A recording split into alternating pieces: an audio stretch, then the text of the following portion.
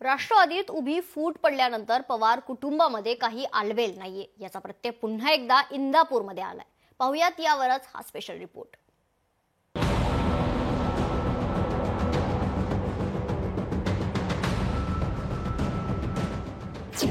पवार कुटुंबात आलबेल नाही।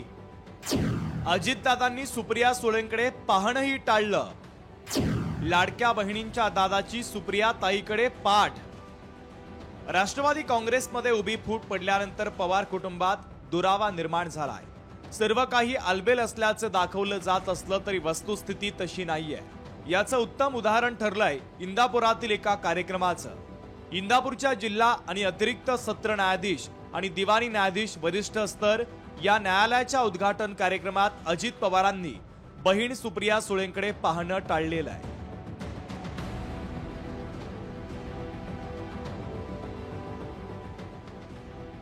उपमुख्यमंत्री अजित पवारांच्या हस्ते हा उद्घाटन सोहळा पार पडला। यावेळेस मुंबई उच्च न्यायालयाच्या न्यायमूर्ती श्रीमती रेवती मोहिते डेरे, खासदार सुप्रिया सुळे, माजी मंत्री हर्षवर्धन पाटील उपस्थित होते। यावेळी अजित पवारांनी सुप्रिया सुळेंकडे पाहणंही टाळलं, तर कट्टर विरोधक हर्षवर्धन पाटलांसह दत्ता भरणे यांच्यासोबत चर्चा केली।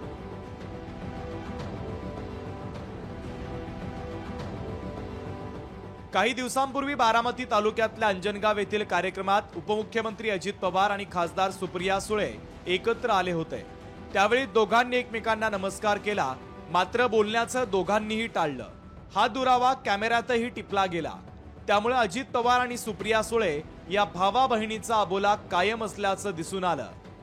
माझं कर्तव्य इथे येणं, या भागाची लोकप्रतिनिधी म्हणून या संपूर्ण बारामती लोकसभा मतदारसंघ आणि इंदापूरच्या लोकांनी जी जबाबदारी एका विश्वासाच्या नात्याने मला दिली आहे, माझी नैतिक जबाबदारी आहे की आज इंदापूरमध्येही अजित पवार आणि सुप्रिया सुळे यांच्यातील अबोला कायम दिसला।